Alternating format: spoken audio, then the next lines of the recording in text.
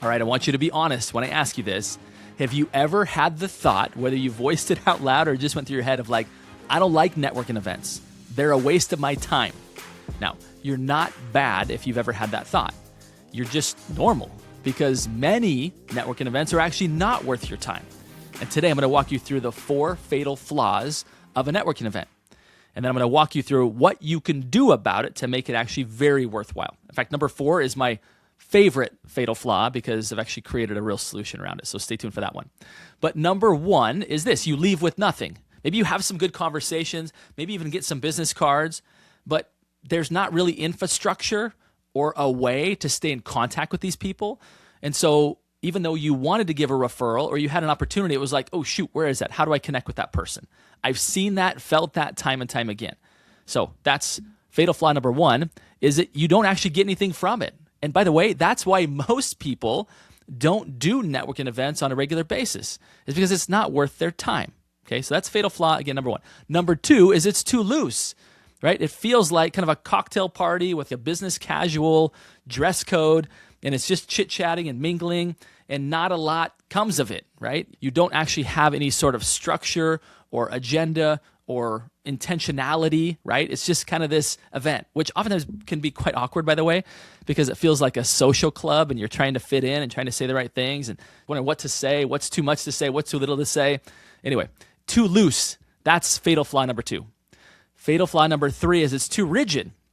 Feels like speed dating, right? Okay, it's on a timer. You got this much time, ready, go, right? That's not actually how relationships work, right? It's hard to actually get to know somebody when it feels so scripted, so timed. And there's a happy medium there between it being just like this loose cocktail party, number 1, right? Or number 2, it's just like so rigid that you don't actually get to know people and people feel a bit robotic. And because they're on a timer, they're kind of nervous and not really themselves. They don't know exactly what to say. And you spend more time, by the way, thinking about what you're going to say in front of a group versus listening to what other people say. And think about it, a whole room of people are actually thinking about what they're going to say and not listening to what other people have to say, right?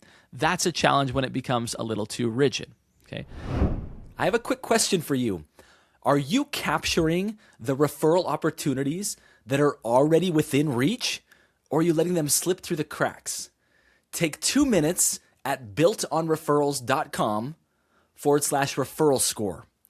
You'll get a referral score out of 100, quick steps to improve, and we'll send you a copy of the Upstream model, both a digital copy and an audio version. Go to builtonreferrals.com/referral score. Now, fatal flaw number 4 is this, is that you have to act as the gatekeeper to passing a referral. And by the way, this to me is the biggest problem that people face when it comes to professional networking, is that you've got to like broker every deal. Like your client needs a plumber. First of all, you had to hear that and know that. And then you have to remember how to contact the plumber. And then you have to make the connection and hope that that all goes well, right? Like that whole process is extremely inefficient because the reality of you knowing what your clients need at any given time is very, very low. And the same is true of everyone else in that room. Think about that. Right, is that you can't be omnipresent in the lives of all of your clients, right, and be able to know what they need at all times and then be able to connect them, right? No wonder many people just go the route of online leads. Just tell me who's hot now. Even if I have to give up 40% of revenue to get it, it kills me to say that, right? But just tell me who's ready now. And that's the problem, right, is big internet lead platforms have exploited the fact that the professional networking, which is how people actually want to get their trusted professionals, right, is that they actually want to know someone who is trustworthy from someone who is already trustworthy, right? And they just want that to happen. But the problem is the way that we're set up is that, again, we act as the gatekeeper to our entire profession or to our entire client database. And so though most of those opportunities to actually pass referrals to one another, it doesn't actually happen, right? Because we aren't there and we don't know.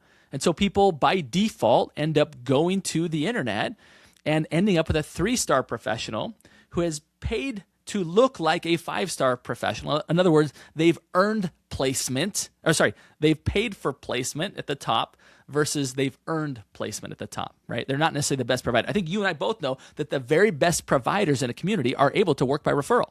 And yet those who want to scale that business beyond just their own relationships want to do it right in a referral-based way by not giving 40% or 25% to a big lead platform, right? They want to do it organically, but therein lies the challenge. Therein lies the challenge is that the people who would refer them don't have the capacity to be in all places and all things to hear what the people around them need.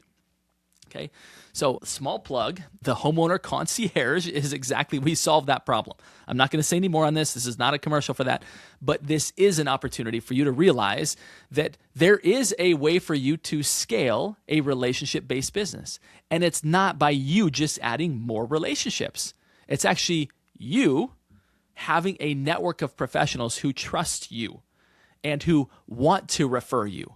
And then an infrastructure, a system that actually allows those clients, the homeowner clients behind you, to access you directly, not just from your database, but from a host of databases of other professionals who trust you. So again, professional networking actually is the path, but the way that it's been set up in today's society is broken. And you should not feel bad about feeling the way that you feel about going to those events, because they can be very inefficient. Then they can be great too. And hopefully some of the things that I've shared with you here today will help you to make them great, right? Actually make them great.